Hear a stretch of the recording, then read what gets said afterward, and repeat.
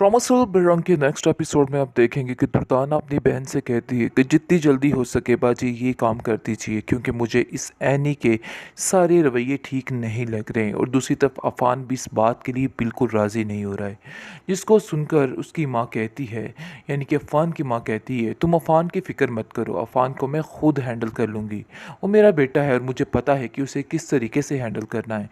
तुम्हें इस मामले में बिल्कुल भी परेशान होने की कोई भी ज़रूरत नहीं है। जिसको सुनकर वो कहती है, परेशानी वाली बात तो है ना, क्योंकि आयमा बहुत परेशान है इस वजह से।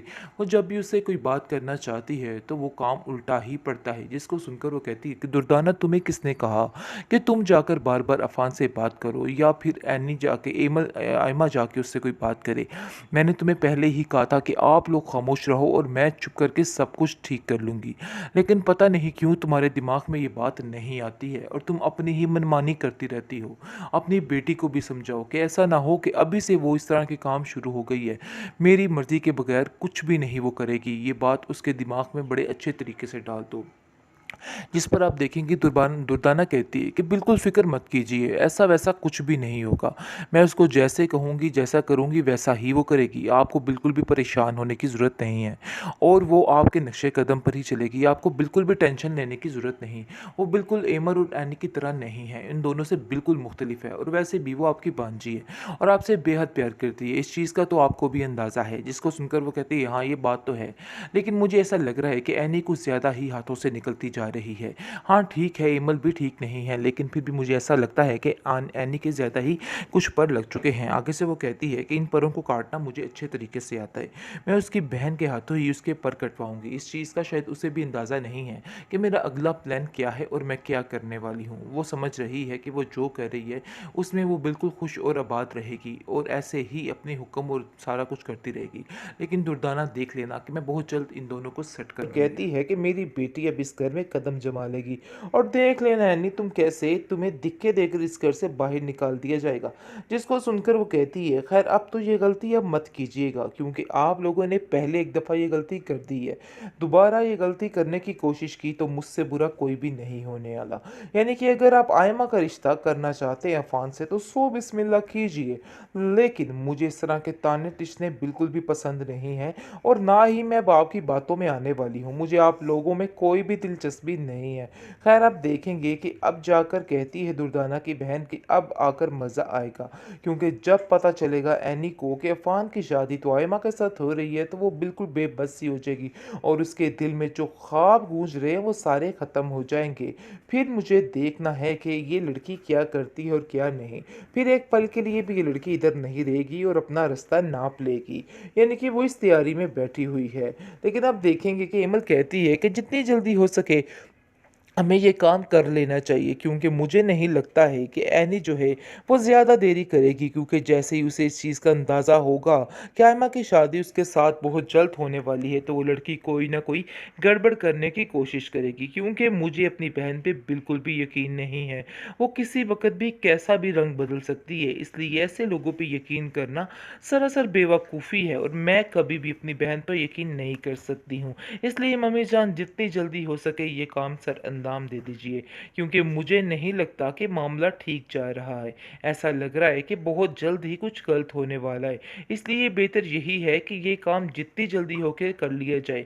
इस पर उसकी सास कहती है कि तुम फिक्र मत करो इमल, ये काम अब बहुत जल्द होने वाला है और समझो कि एनी की भी इस घर से छुट्टी होने वाली है।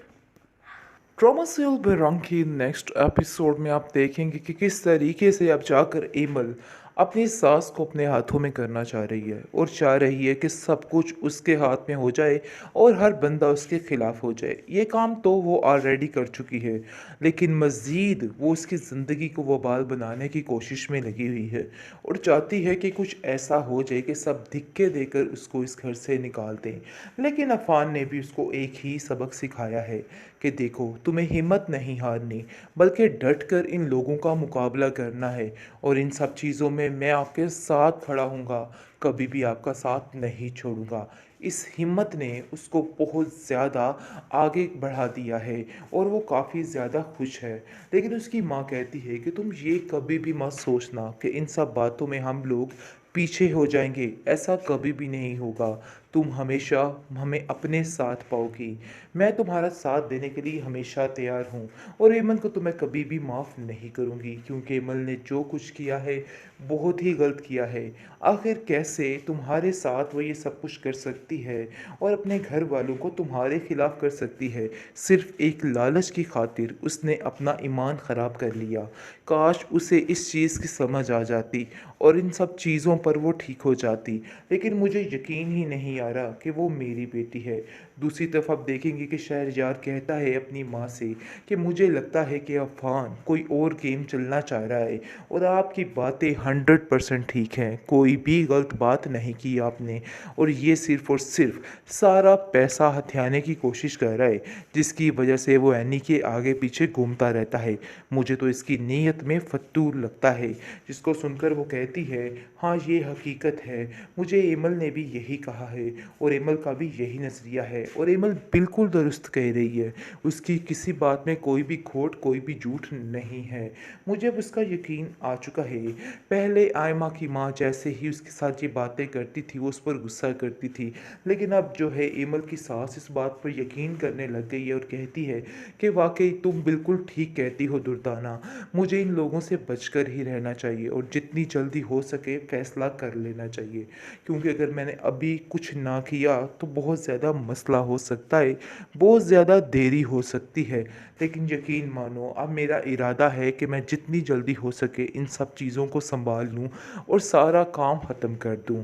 जिसको सुनकर वो कहती है, मैं तो आपको पहले ही ये समझाने की कोशिश कर रही थी कि हमें जितनी जल्दी हो सके इस मामलात को तय कर लेना चाहिए, क्योंकि जितनी हम देर करेंगे उतना ही मसला बढ़ता जाएगा। इन सब चीज़ों को लेकर अब बहुत ज़्यादा परेशान हो चुकी है शहरयार की माँ, और कहती है कि बस अब ये काम मैं जल्द ही करती हूँ, ताकि जो अफ़ान है वो भी अपनी आई पर आ जाए, यानी कि अपने आपे में रहे। वो जो सोच रहा है ऐसा कुछ भी नहीं हो सकता है। लेकिन आप देखेंगे कि एमल काफ़ी परेशान है, क्योंकि वो आयमा क्या किसी को भी अपने ऊपर तरजीह नहीं दे सकती, अपने ऊपर नहीं देख सकती। वो जैसे ही देखती है उमर को एनी के पास, तो उसको मज़ीद तकलीफ़ होती रहती है और वो बहुत ज़्यादा गड़बड़ करने की कोशिश कर रही है और अभी भी उसकी जान नहीं छोड़ रही है। जिस पर आप देखेंगे कि एमल की माँ जो है वो उसको समझाती है कि तुम क्यों ऐसा कर रही हो, क्यों अपनी सगी बहन की दुश्मन बनी फिरती हो। मुझे तो कुछ समझ नहीं आ रही कि आखिर तुम क्या चाहती हो और क्या नहीं चाहती। काश तुम इस बात को समझ जाओ कि वो तुम्हारी छोटी बहन है और तुम्हें उसका ख्याल रखना है, लेकिन एकदम से अचानक तुम्हारे अंदर ये तब्दीली किस तरीके से आ गई। यकीन मानो मुझे हैरानगी होती है कि आखिर तुम कैसे इतनी जल्दी बदल चुकी हो।